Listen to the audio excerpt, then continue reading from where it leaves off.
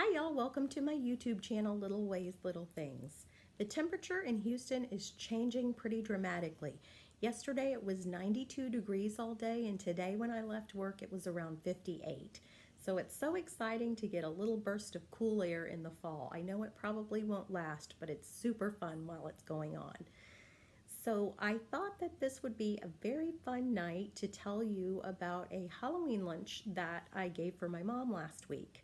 My mom wanted to have some of her friends over to enjoy our decorations and have kind of a festive little lunch, so I helped her put together this very fun menu, and we served it to some of her friends on Friday.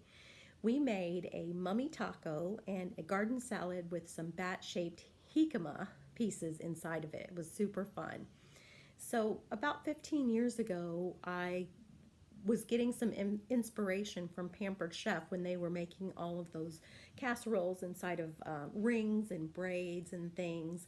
And back then I thought it would be really fun to turn one of their braids into a Halloween mummy. But I definitely wanted to fill it with food that my family was used to and that they would like, so I changed the filling to a taco casserole that I sort of just made up in my head, and I've been using it ever since. I'll write out the recipe and I'll put it down below so that you'll be able to recreate it if you'd like to. But it's a great family meal if you want to kind of make something spooky for your kids for the month of October, or maybe you want to have a family movie night and watch Hocus Pocus maybe, or Halloween if they're a little bit older, and fix this mummy taco and this great salad. I also did a ginger cake with some pumpkin filling and nuts on top, but mostly I wanted to show you guys the mummy taco. It's so cute, and the salad. So I hope you enjoy this festive little dish. I'm going to put some pictures of the end product and show you exactly how I made it. This is a frozen seasoning blend that I've added to 2 pounds of ground beef. It's very lean ground beef. I'm also adding this taco seasoning. You can add as much as you like depending on the heat and the spice that your family likes. We like everything kind of mild, so I actually added about 4 or 5 tablespoons. This is 2 pounds of ground beef, so it did take quite a bit. You can also add one of those taco seasoning packets, and that way you don't have to worry about measuring anything out. Just add the whole packet. This is going to be a pretty big pan of beef. If you like, you can just use 1 pound of ground beef and one of those seasoning blend packets. I love those frozen seasoning blend packets. They are so much easier than chopping onions, bell peppers, and celery. They're fast. I just pull it right out of my freezer and add it to my ground beef, whether I'm making enchiladas, chili, tacos, whatever I'm making. Okay, so it's the next day and I'm going to finish up my filling.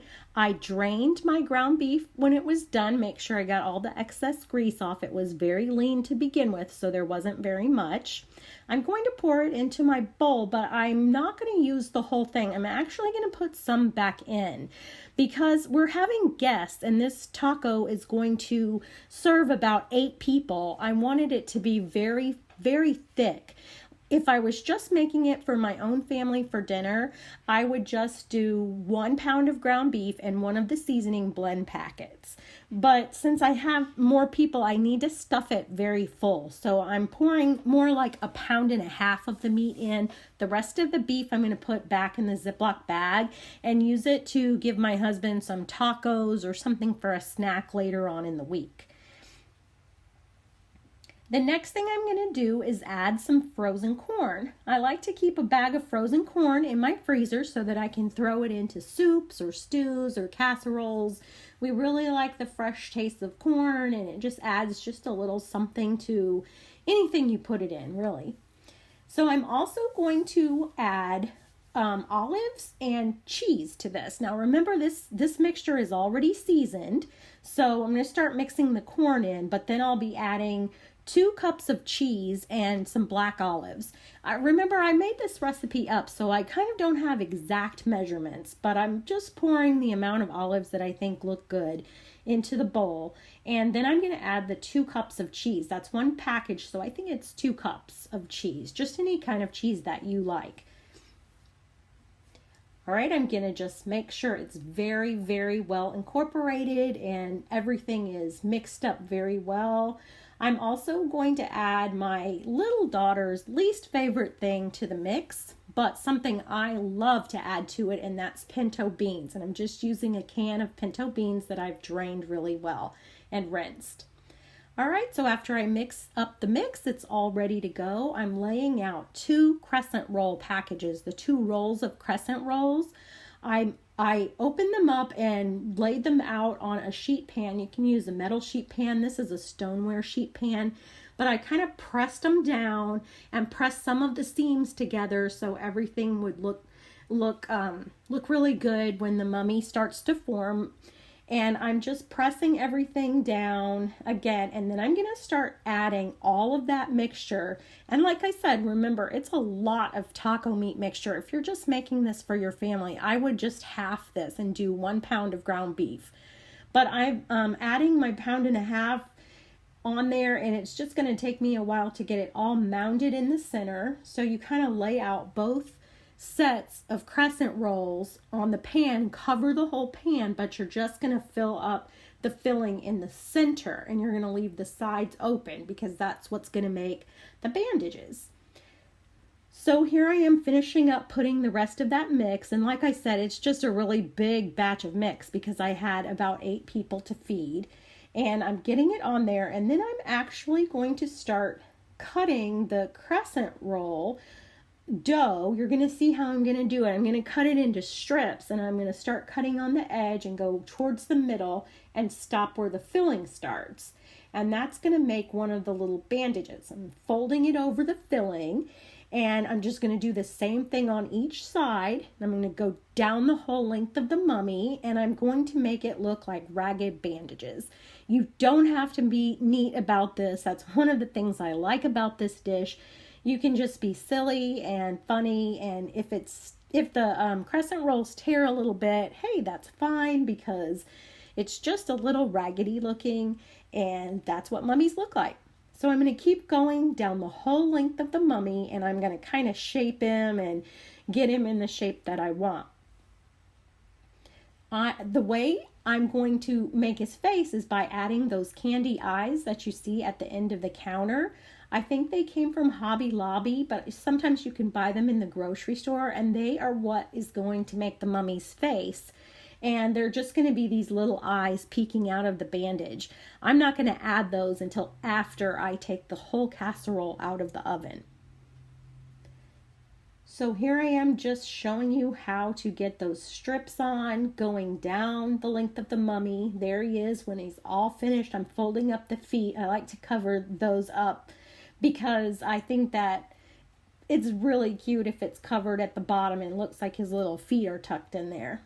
Now I'm adding an egg white and water wash, just 1 egg white, and added some water. And it's going to make the crescent roll nice and brown after it's done. And also it helps things stick to it. Like if you want to add some seeds like poppy seeds or sesame seeds, or some spices like paprika, which is what I'm going to use. I like to add the paprika because it adds a little bit of color. But I don't think that it has much of a taste. I mostly use it for a decoration. But if you think that it tastes funny or you don't like the taste, you could always use something else, like one of the seeds that I suggested, or even some parsley flakes, or nothing. You can just leave him the way he is. Now I'm going to bake him according to package directions. I think it's 375 for about 35 minutes. Here I am cutting up a jicama because while my mummy is in the oven, I'm going to finish the salad. I'm just using a giant bag salad, but I'm going to add some tomatoes, which my mom is going to slice up and throw in the salad. And I'm going to add these jicama bats.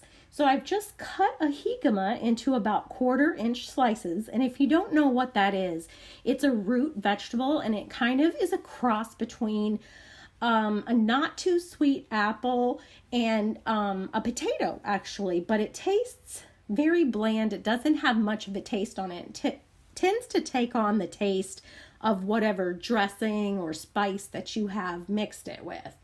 I just think it's really cute to cut these bats out and throw them in the salad. Now I'm trying to actually cut skulls out. These are just little Halloween cookie cutters that I got off the internet. And the skull definitely needed eyes, so I'm taking a wooden skewer and I'm pushing it through the jicama slice and kind of giving it a little twist to make the eyes a little bit bigger. So I'm pretty happy with the way that looks. Isn't it cute?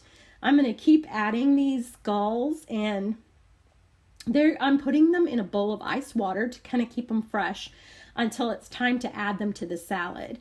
But I am going to add a whole lot more bats. I want every bowl to have at least 2 bats in it, or 3 bats, because I think it's so fun at Halloween to have these cute bats in there. So there's our bowl. We're going to drain those and kind of pat them dry and throw them in the salad with the tomatoes.